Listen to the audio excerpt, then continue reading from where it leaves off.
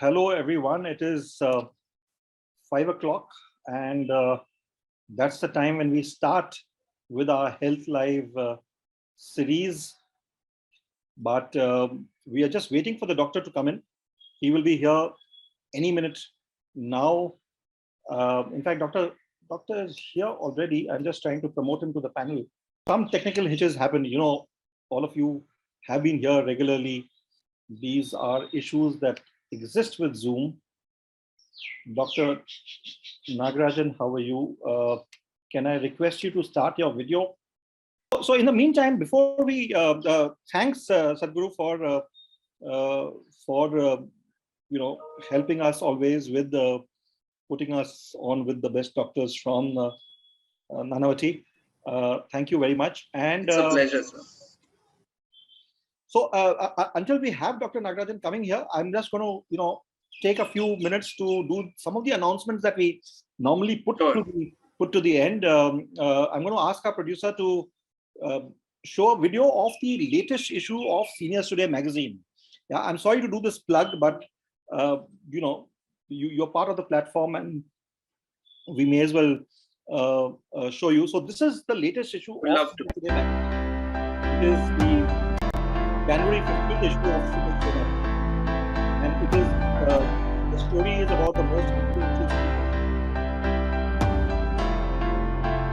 I'm just going to the contents of the magazine.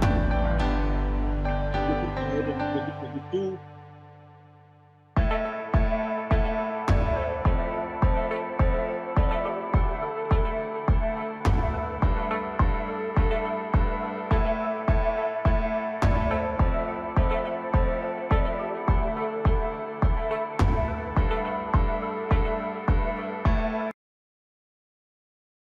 So that's it. That's the Seniors Today magazine of the January 15th issue that has been out, and from the indicators that we get of the downloads, it's getting rave reviews. What else is happening with Seniors Today? We're all set to have the finale, the season 6 finale of Seniors Have Talent. And that is happening tomorrow, that is January 23rd at 11 a.m. So what I'm going to do is our producer will also put up the link over there in case those of you are interested. Please join us. These are the 24 top finalists who are there. And, we have the names over here.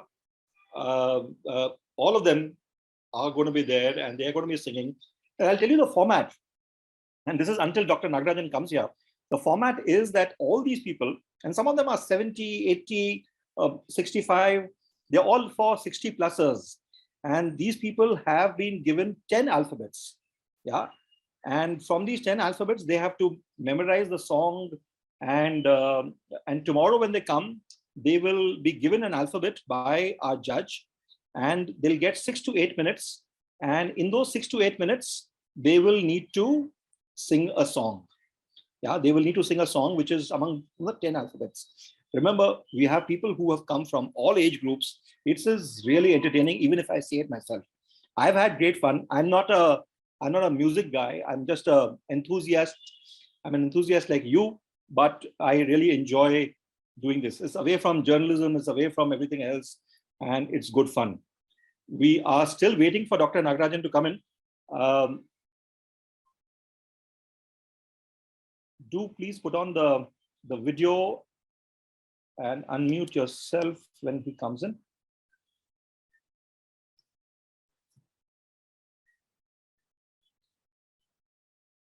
Yeah, so basically that's what it is. I'm sorry, we're doing this. Sometimes it does happen. Doctor is. Hi. Good evening. I'm sorry, I'm running a bit late. We had OT and then patients in the OPD. I'm sorry. I can understand. I can understand. We are intruding onto your time. So welcome all to Health Live at Seniors Today. We are delighted to have here with us Dr. Ganesh Nagarajan. Dr. Ganesh Nagarajan, That's who right. is Director of the Hepatobiliary, Pancreatic and Gastrointestinal division at the Nanavati Max Hospital in Mumbai. And he's going to be speaking to us about liver and gastric cancer, various forms of abdominal malignancies and care. A little about Dr. Nagarajan. He is, as I said, at the Nanavati Max Super Speciality Hospital in Mumbai. He has over 2 decades of experience. He was until recently at the PD Hinduja National Hospital, Mahim Khar, for 8 years, and before that he was a consultant surgical oncologist and liver transplant surgeon at the Bombay Hospital and the Fortis hospitals. An award-winning doctor, he is a fellow in Hepatobiliary, Pancreatic surgery and liver transplantation at a Hospital Beaujon in France. His areas of specialization include surgeries for the cancers of liver, the bile ducts, the gallbladder, pancreatic, resections for pancreatic cancer, colorectal, stomach, esophageal, and intestinal cancer, and the like. He's a member of the International Hepatobiliary Association, the Association of Medical Consultants, and the Association of Surgeons of India. Thank you very much, Dr. Nagarajan, for being here. We've been trying to get you in for almost a year now, but we finally managed to get you, and your time to speak with us. So, as you are aware, this is Seniors Today, and we have most of the people here are senior citizens, and Right. they would love to hear from you about the issues that we've discussed about gastric and liver cancer and the care for it and how to prevent it from happening. And then there will be questions that will come in from the audience, and we would request you to address it. Right. Am I audible? Yes, you are. Great. So, and can you see my screen? Yes, we can see your screen. Great. Mr. Maheshwari, you will just allow us screen sharing, please? Yeah, we're giving you access to screen share. Thanks.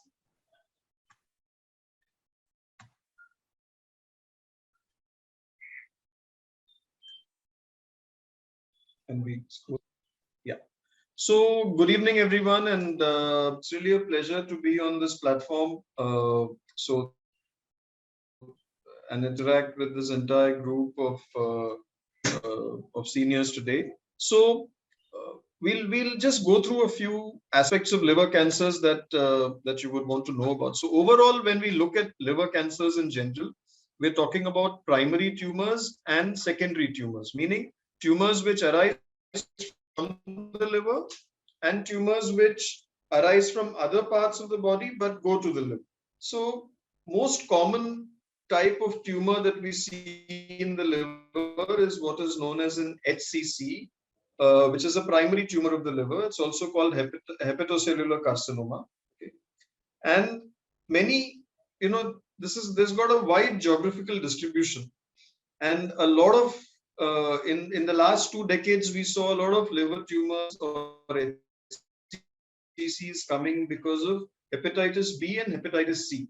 It's very interesting because in fact the Southeast Asian countries have a lot of hepatitis B and C. So Japan, Korea, China have a lot of hep B and hep C, more of hepatitis B. And hepatitis C is a little more common in the Western world, in the US and Europe. And India would have a mix of both, and that would cause most of our HCCs. Some of the other HCCs most of them would be because of viral hepatitis, that is hepatitis B and C. The difference in HCC versus all other tumors is that HCCs come in the background of an abnormal liver and a cirrhotic liver. So in almost 80% of cases.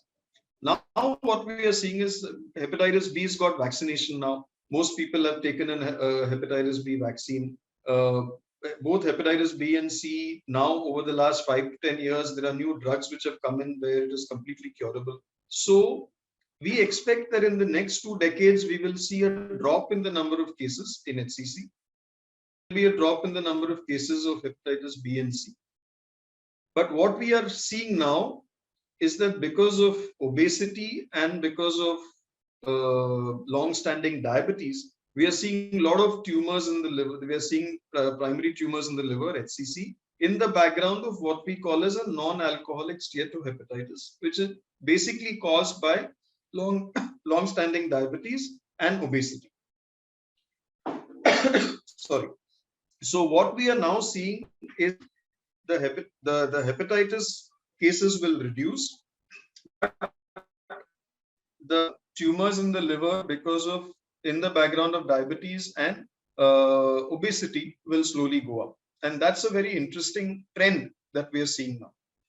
But overall, a lot of tumors which are HCCs are treatable either by surgery or by what we call as ablation. Sorry, just give me a minute. Sorry. So as I was saying, so this is the change in trend that we are seeing as far as liver tumors are concerned. The other, so as I said, a lot of these fatty livers, you can see in the picture there, the fat because of obesity and diabetes keeps getting accumulated in the liver. Slowly that causes what is known as a fatty liver. That fatty liver slowly leads to fibrosis over almost a decade. And then that leads to tumors in the liver and or cirrhosis. So this is something that are treated by liver transplant. Many of these patients are treated by surgery. Some are treated by our radiologists by either ablations or other procedures called chemoembolization or radioembolization. So there's a huge gamut of treatments which are available for these kind of tumors.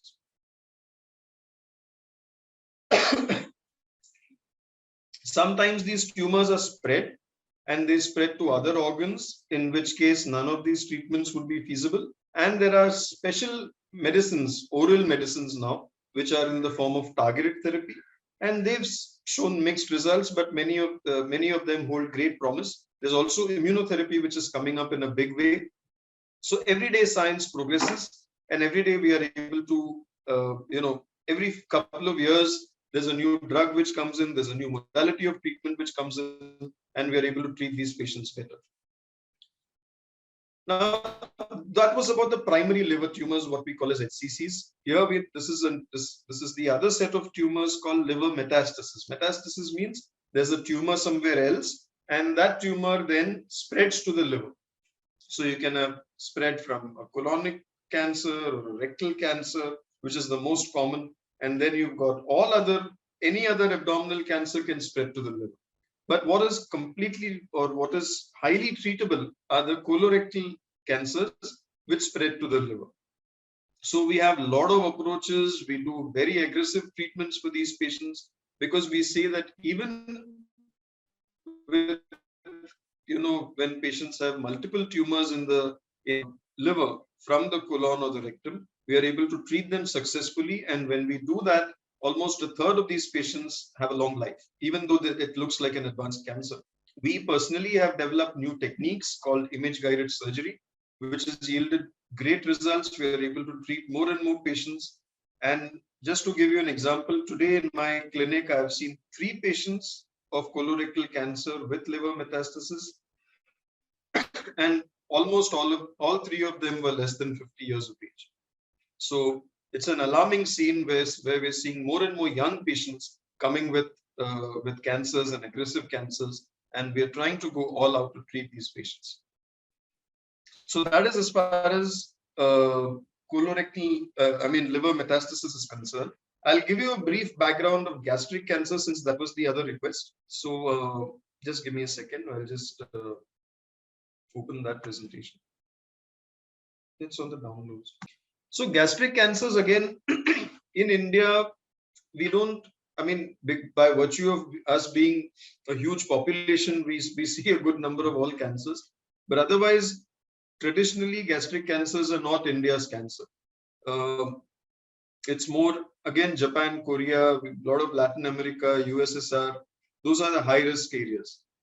But we also see a lot of gastric cancers. But again, as I said, even if we have a small percentage, I think our population is so huge that we end up seeing a reasonable number of these cancers. In our country, traditionally, gastric cancer, the epidemiology is again very interesting.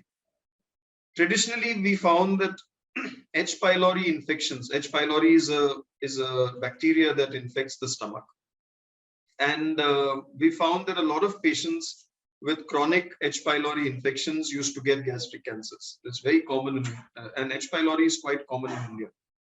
So it was usually seen in more of the lower socioeconomic strata of society. Now, over a period of time, we found that, and these used to cause what is known as distal gastric cancers, as in gastric cancers of the later part of the stomach. In the West, we used to see a lot of proximal gastric cancer, means in the first part of the stomach. Now, the proximal gastric cancers that used to be seen in the West were more lifestyle related. People would be obese, people would be eating a lot of junk food, and over a period of time, they would develop a lot of reflux in the stomach and the esophagus, and that would cause these cancers. Today in urban India, we are seeing more and more of proximal gastric cancers because we are mimicking the West in our lifestyle. So that is very interesting. Whereas in the rural India, we are still seeing a lot of distal gastric cancers because of H. pylori. So this is very interesting. Gastric cancer is a very indolent cancer in the sense that it doesn't have very obvious signs and symptoms. So a lot of patients come to us with an advanced stage of the disease. So usually, an unexplained loss of weight, or suddenly, people don't like to eat. They suddenly start losing weight. Usually the relatives notice that they've probably pulled down. Some of them, the hemoglobin is just suddenly drops down. These are all, signs and symptoms of gastric cancer. Some of them would just present as vomiting. Some of them would present as just severe acidity. So these would be the signs and symptoms of gastric cancer. It's not, many a times it could just pass off as, a stomach upset or somebody who's just burping a lot. But sometimes these could be the only symptoms and signs of gastric cancer. The best way to investigate a gastric cancer is to get an upper GI endoscopy done and do biopsies from there. Then we normally do a CT scan or a PET scan to stage the cancer. Often we do a laparoscopy to stage the cancer best. Often these patients will require surgery with or without a combination of chemotherapy or radiation. So today, most cancers are treated by multimodality treatment. That means it's not just surgery or just chemotherapy. It's usually a combination of two things. And that is very commonly seen in gastric cancers. But having said that, we, today with better and better chemotherapy, we are able to treat more and more patients successfully. So many patients undergo chemo first, we shrink the disease and then go ahead with surgery. We've got good success with surgeries, both for gastric and liver cancers. So with technology today, we have advanced to a level where these surgeries are very safe. Even in our own center, less than 1% is our mortality rates, which is similar to the world. So we've got, we've got state-of-the-art equipment. We've got state-of-the-art facilities, operation theaters, where we're able to cater to these patients. And a lot of these patients go home and get back to normal life, which is, which is the most rewarding part for us. And as I said, it's not restricted. Previously, we would think that cancers are a disease only of the aged or the elderly, but today more and more we're seeing younger patients. So I think it's important to be aware, and with awareness will come early detection, and with early detection we'll be able to treat more patients, and eventually cancer is no longer the dreaded C word. I think a lot of our patients are long-term survivors, and that should give each one of us a lot of hope. I'll end my presentation here. I'll be happy to take questions and interact with all of you. Thank you. Thank you, Dr. Nagarajan. Thank you for this presentation. I do know that cancer treatment has leapfrogged to what it is right now, thanks to some enormous medical talent that we have in India. And can I stop screen share?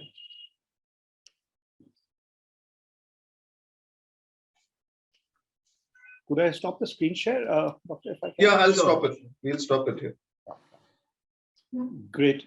Yeah. So as I was mentioning, that cancer care has leapfrogged in a big way in the last 30 years, and we are really fortunate that other than the good old Tata Memorial Hospital, now there are multiple centers, not just in Mumbai but across the country, and it's really heartening because those scenes outside the hospital were really heart-wrenching when you had queues of people outside the hospital and all of that. So it's really a very good sign that we have all of you out there who are attending to patients. We have a few questions that have come in, and what I'll do is I'll read them out and then give them to you for a response. First of all, Mr. DJ Santa Maria has said, "Thank you. Finally, you have an oncologist." Yes, finally we have an oncologist, and we've been having this series of health webinars since last year, since a year and a half now, and we've not had an oncologist, and so far. I think the last year and a half has only been COVID, isn't it? Yeah. So you mentioned about the C word, and there's a new C word that has come into the. Yeah. It's pushed us to the background, I believe. So we have a question from Mr. Ramesh Bhayani, who asks, why does gas accumulate and why does it take a lot of time to release that it upsets us? Now, I know this is not exactly a cancer-related question, but he's asked that. And how? So I think it's a lot of these are irritable bowel disease, or what we call as dyspepsia. So these are common with age, and I think gastroenterologists are the best equipped doctors to treat this. It's important not to ignore this. It's a fairly common symptom, especially in the Indian population. Our diet is very prone to gastritis, and we have a lot of masalas, and so it's got to do a lot with our diet. We also have a highly carbohydrate rich diet as Indians, as vegetarians. So I think a gastroenterologist would be the best to treat you, I think. And I think you should not ignore this symptom for long. As I said, sometimes some of these symptoms can be the early signs of something more sinister. So you should visit your doctor, maybe your general practitioner, and if required, a gastroenterologist to sort it out. Thank you. There's a question from an anonymous attendee who says, I had myeloma 15 years back. After radiation, it got okay. Every year I go for a test. M-band is not there. That means there's no cancer. I'm 75 female. Do I still have to go for a test every year? Yeah, it's always better to go every year because, a yearly follow-up or a yearly checkup is always recommended. And there are times, though, beyond 5 years, we normally say that cancer is cured if there's no cancer at 5 years. But we do encourage everyone to go for a yearly check, because there are times where at 7, 8, or 10 or 15 years, we do find a relapse. So especially when somebody has taken radiation, I think it's important to go for a check once a year. I think it's always worth. Right. Thank you. We have a question from Mr. Sanjay Bhatia, who says, I'm diabetic for the last 15 years. The readings are generally between 100 and 200, and I'm under regular medication. Doctor, you said that diabetes leads to liver cancer. So how can we avoid and take precautions? So that's a good question, because if he's been having diabetes for the last 15 years, I think it's important to just do an ultrasound of the abdomen once in 6 months to look at the liver, because the liver is, as I said, if there's a fatty liver, then it is important that every 6 months you should get checked and make sure that there's no tumor that's developing. It's a simple test. Ultrasound is available usually, at every locality. There's usually a sonologist. So it won't take you too long. It's a 5-minute test and it's non-invasive. You can just do a quick abdominal ultrasound. And I think that'll save you a lot of trouble. And I think it just also reassures you that everything is okay. Thanks. We have a question from Mr. Madhukan Pandya, who says, how safe is reverse surgery of ileostomy after colon cancer removals? It's fairly safe. I mean, we do it very routinely. So I think what he means is an ileostomy reversal or a colostomy reversal. It is something that we do very routinely. It's a safe surgery. So it should not be a problem at all. Right. There's a question from Sachin Kumar, who says, I'm suffering from IBS. Tablet Colaspa gives a lot of relief, but without medicine, how to get cured of it? So IBS is a very complex problem which has got multiple factors, which include diet, which includes anxiety, which includes a lot of psychological factors, dietary factors, age related. So it's not usually one single cause. And often in IBS, we find that its patients, get treated for years together and, various combinations of drugs have worked. Some have worked, some have not, some patients. So, but it's a very complex, problem which doesn't have an easy solution. So if a particular medication works for you, and most of these medications are, they don't have any side effects or long-term effects. So if Colaspa works for him, I think he should continue. Doctor, there's a question about COVID and cancer. And, does COVID have any impact on cancer if one is already cancerous? There have been some issues about people who are going through chemotherapy and the fact that they are more susceptible. And could a long COVID case also lead to issues which could then be cancerous? So per se, COVID doesn't will have no impact on the cancer per se. What it does is that it does collateral damage, in the sense that if somebody is on chemotherapy and they develop COVID, because of the chemotherapy, their immunity is a little bit on the lower side, which is why they may take longer to recover from the COVID. It may be more severe. Sometimes because of the COVID, they're not able to, and if they have lung issues because of the COVID, then the chemotherapy gets delayed and the cancer can progress. So it's all, there are various, it affects the dynamics of the cancer treatment. Over the last 1.5 to 2 years, we have seen that a lot of patients come to us in a more advanced stage of the disease because they've not, they've put up with their symptoms because they're just scared to go and get checked. And because of that, when they finally got checked, they came with advanced cancer. So that is something that we've seen on the whole as a community. We're seeing more and more advanced cases of cancer because a lot of patients are just sat at home in spite of niggling symptoms, saying that okay, we'll ignore it. Why go and expose ourselves? Why go and get tested? So unfortunately, that's something that we've seen. So COVID has had its effect on cancer in different ways. So, but yes, I think that's something that we have to now learn to live with, and hopefully this should be the tail end of the pandemic. We'll come to we'll ask you a question on that, because you are at the hospital even right now, so you will know more. We have a few questions which have come in about just preventive care. So I'll just read out all the questions, and then so Nimish asks, how can one keep our liver healthy while aging? Naveen Chandra Shetty says, does eating spicy food increase chance of gastric cancer? Mr. Malcolm Montero says, would you give us tips, doctor, as to what precautions we can take to prevent gastric and liver cancer? And Mr. Narendra Shah says, what preventive measures to prevent liver cancer and gastric cancer? So all of them are the similar thing. What does one do to prevent? What does one ensure to have a healthy inside, healthy gut, healthy liver, etc.?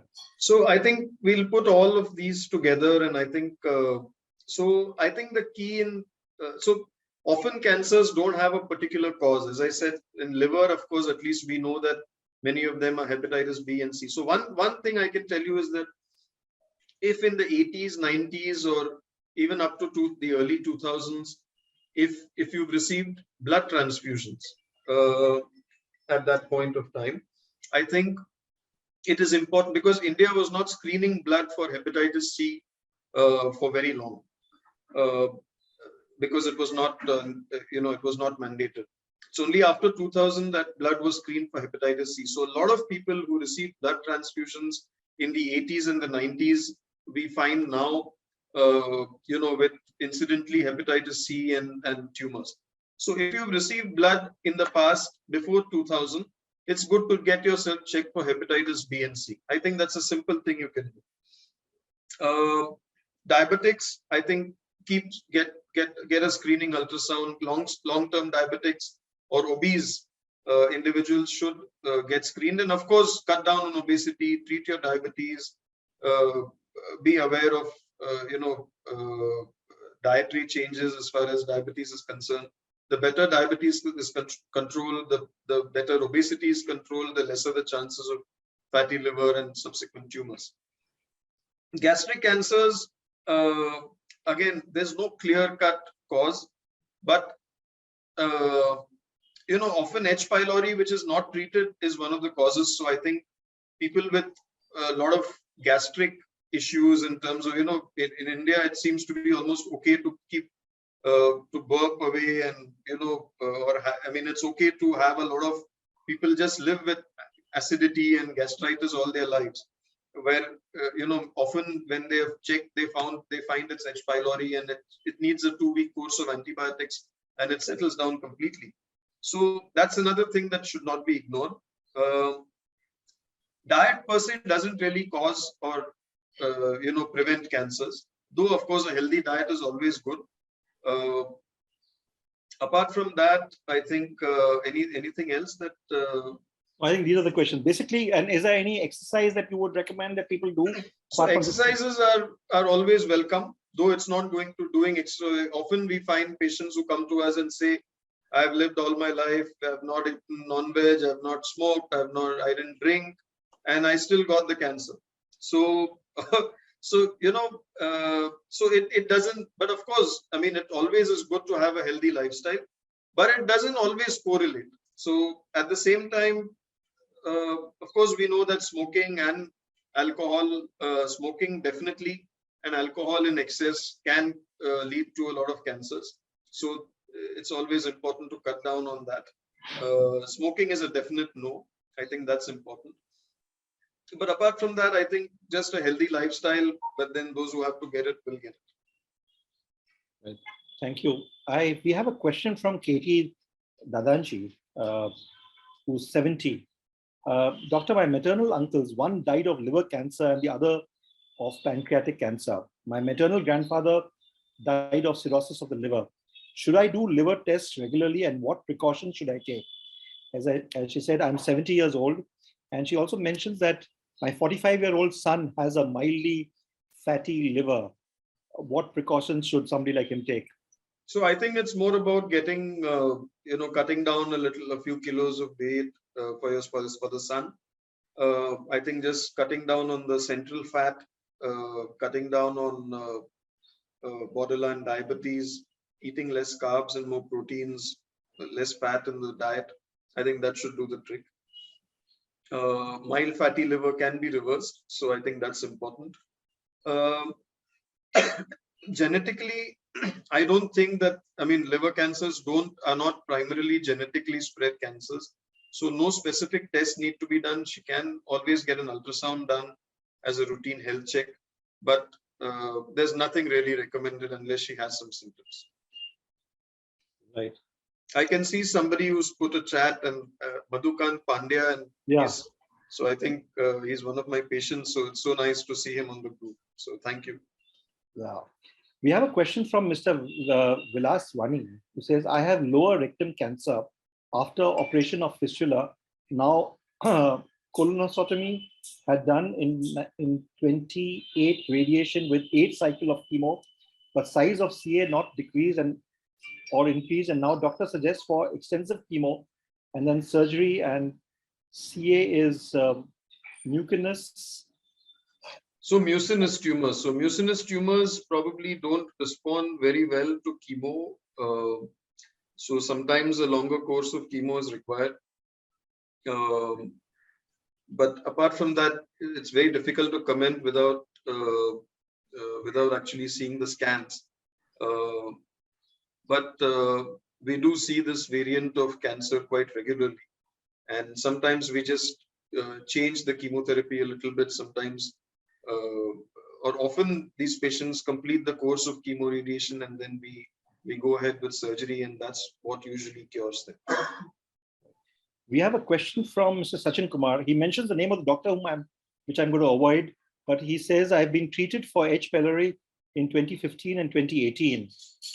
Why does this happen? Why does a frequent episode of H. pylori happen? So H. pylori is commonly caused by food contaminants. So it's usually, I mean, eating food outside or water which is contaminated. It's usually by what we've taken in. So that is what causes this. Doctor, there's another question which has come in about if we do want to take, I'm not from Mumbai and I do not have access to the Nanavati Max Hospital, but if one does want to consult you for a second opinion, is it possible through video or phone? Yes, we do online consultations, and maybe Sadhguru can just provide the details. And we have a very robust telemedicine option where we do teleconsults on a routine basis. Especially in COVID now, this has become quite common. And patients, especially from out of town, for second opinions, we are most happy to help you. So Sadhguru will provide you with the details and the email ID, and you can get in touch with us, and we'll be happy to help as many. So as always, we carry the edited extract, edited video, as well as the takeaways, which we, Doctor, I must tell you, we have a qualified doctor who does the takeaways on every edition of Health Life, and we will be having that on Monday, and we will mention your coordinates or for the telemedicine. Sure. I can also see Sanjeevani Jadhav, who said hi, and hi. So she's another very, very special patient of ours. So I'm sure she's doing very well. Thank you very much, Doctor. Thank you for taking so much of your time. Doctor, I can't let you go without really asking you about what is the, you are up close with the situation of COVID. What is the scene that you have at the hospitals that you get a view on? Is it really ebbing right now? Is it safe for the world? I wish I knew. What we can say is that it's definitely getting less virulent in that sense. So this time around, I think we're seeing much lesser admissions, much lesser ICU, much lesser patients who are severely sick. But overall, I hope, and that's, if you go by the normal trend of viral infections, they mutate to a level where they cause less and less severe infections, and finally, just remain like a flu. And hopefully, I think we are getting there. So I hope that we can all resume our normal lives and normal travel and socializing, which I think all of us have been missing. Otherwise, I would have loved to meet all of you and maybe have a physical meeting.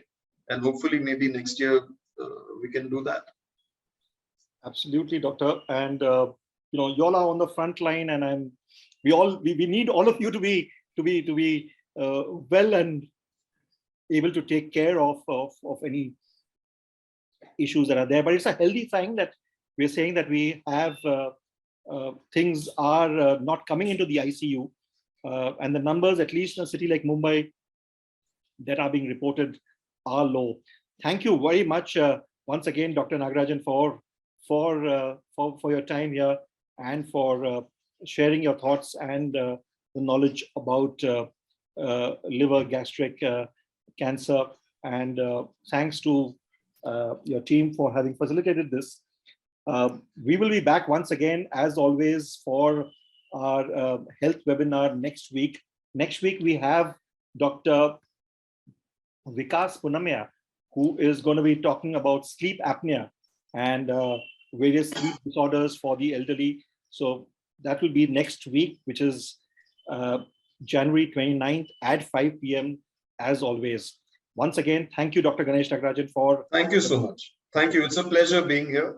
Thanks. Really a pleasure interacting with all of you. Thank you.